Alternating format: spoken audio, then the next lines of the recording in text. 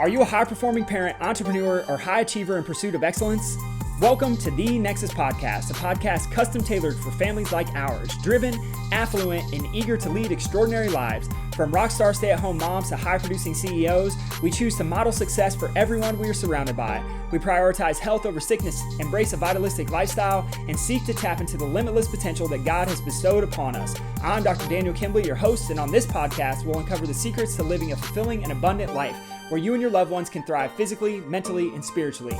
Together, we'll forge a path to greatness and unleash your God-given capabilities. Get ready to say yes to a life of true prosperity and well-being.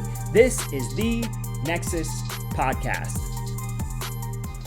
Hey, what's up, family? Welcome back to another episode of the podcast. And this is something that keeps coming up in the office. I don't know why this week. I think it's because we're getting closer to the holiday season and there's a lot of extra stress on people's lives. And one of the things that I've had come up with some of the new clients that we've actually had coming in to see us is this question of, where does the stuff come from in the first place? Like, where does my kiddo's anxiety come from? Or where do their digestive issues come from? Or how could a kid be stressed? Or I don't feel like I'm stressed. How could I possibly have any stress? And so what I wanted to do is talk about, one, where stress comes from. And I also wanted to talk about adaptability on this episode of the podcast.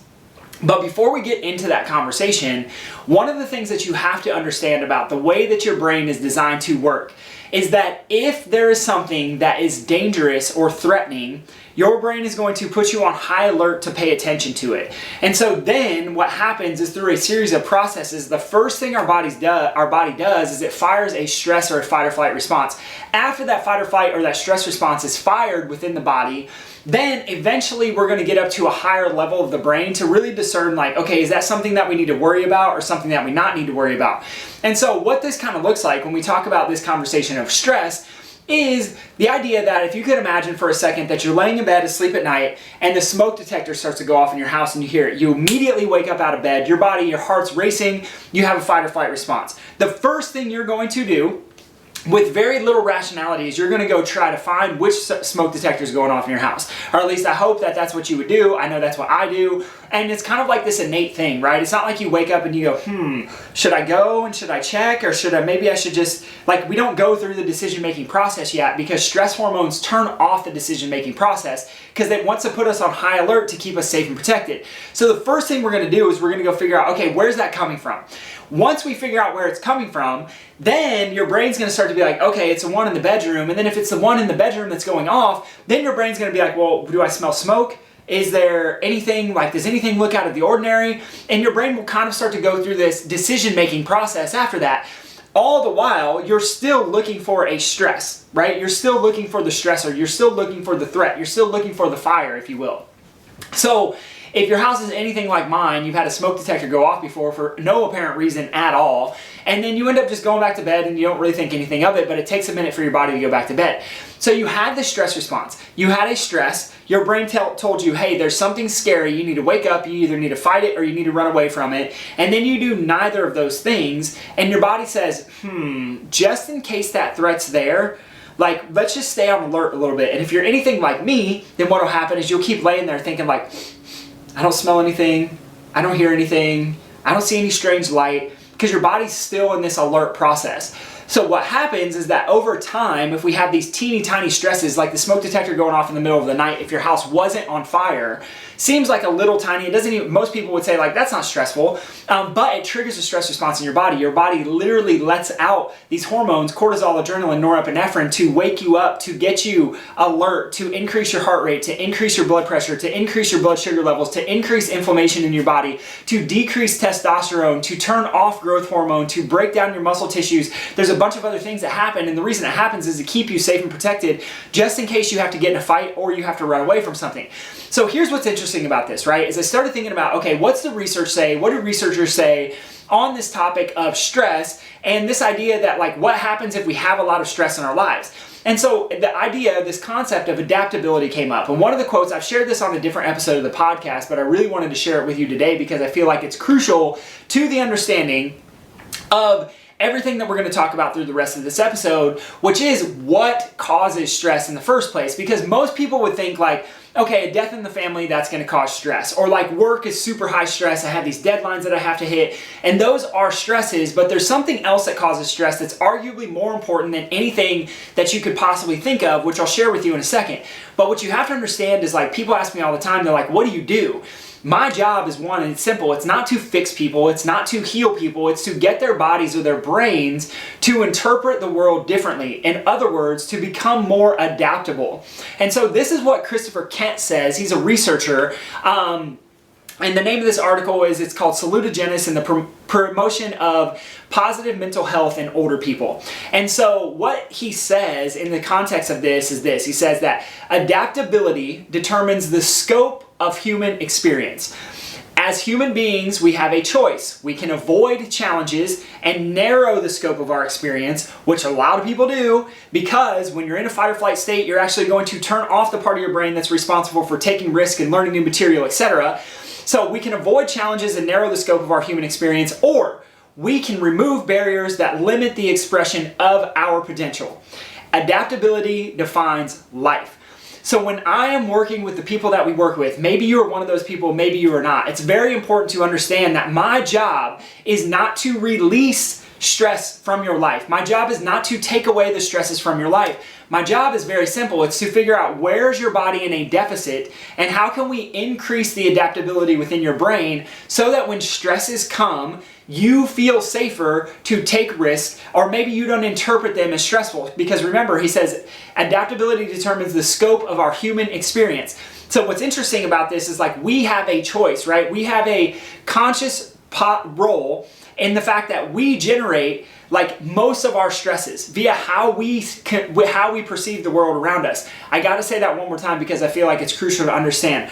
We generate the majority of our stress in the way we interpret the world around us. The problem is that a lot of people don't understand that they're interpreting the world around them as stressful and scary. So when parents or people ask me, hey, this is clients inside of our office, this is people I meet on the street, like people ask me all the time, they're like, well, if it's that simple that stress causes all of these issues, it can cause pain, it can cause headaches, it can cause emotional regulation issues, it can cause digestive issues, it can cause learning disabilities, it can cause, like the list is endless in terms of symptoms, right? So stress can cause all those. It's like, well, how could a newborn baby have stress? Or I don't have any stress. Like I have all the finances in the world, I have a good family. And the reality is like, every single one of us has stress because we trigger it within our own minds. And what we're working on every single time that we adjust someone is we're working on waking up the brain so that their brain is more adaptable, so that the things that I'm about to list and mention to you don't seem as stressful. So those things would be like cataclysmic events, right? Like car accidents, death of loved ones. It could be chronic stressors, like literally doing the same repetitive movement over and over again. Working out is a stress in and of itself. When you care about people, like I know a lot of people that we work with, especially moms, it's like, I care about everybody else so much and their needs that I don't ever put myself first. Like that caring is a stress. It's a stress on the system. Moving to a new house, divorce, being sick, death of a loved one, hassles, right? Like I'll give you an example of a hassle for me that's like slightly stressful is we rented a car and through a series of unforeseen and unfortunate events, the windshield got smashed. And then I just got the estimate literally right before I hopped on this podcast, and it's like $4,000. And it breaks my heart, and it's a hassle to have to deal with it. It's a hassle to have to hit up our insurance company. It's a hassle to have to deal with the person who we rented the car through. Like there's all this stuff that comes up as a result. Relationship problems, past trauma and drama. So whether you're a little kid and you have trauma of seeing your parents argue, or dad's an alcoholic, or mom was put away, like there's all these issues that can arise, right? Unhappiness with your job, burnout from your job, financial issues, complaining, hearing people complain or complaining to other people triggers a stress response in the body. This is why, by the way, I'm going to say this one time and one time only because I feel like it's crucial to understand, is that we do not complain in our office, and we don't let people complain because we know it triggers a stress response, which takes us right out of the parasympathetic or the healing state that we're trying to get people into in the first place. And so complaining is a problem. Pleasing everybody is a stress. Being frustrated is a stress. Having limited beliefs about yourself, saying, I'm not good enough, I can't do it, I'm not worthy enough, that triggers a stress response in your body. Fear of failure, being worried that something's not going to work out the way you want it to, that's a stress on the body. Conflict, I'm not good enough, I have to be perfect. The list could go, abuse, the list could go on and on and on and on. So I share these with you because these are the stresses that most people have. That every time, I'll use one simple example, right, is the fear of, let's say the fear of failure. Like, I don't think that I can go do that thing that I'm super passionate about and make enough money to be able to take care of my family. I'm afraid that I'll fail. I'm going to give you an example of this because I feel like it's crucial. That fear of failure I see holds a lot of people back because when we have a fear of failure, it triggers a stress response in our bodies. That stress response, specifically the stress hormone cortisol, negatively acts on the frontal cortex of the brain. The frontal cortex of the brain is responsible for decision making, it's responsible for our grit, it's responsible for our willpower, it's responsible for our determination, it's responsible for setting goals, a long-term goal, and then being able to do the short-term things to stick with it along the way.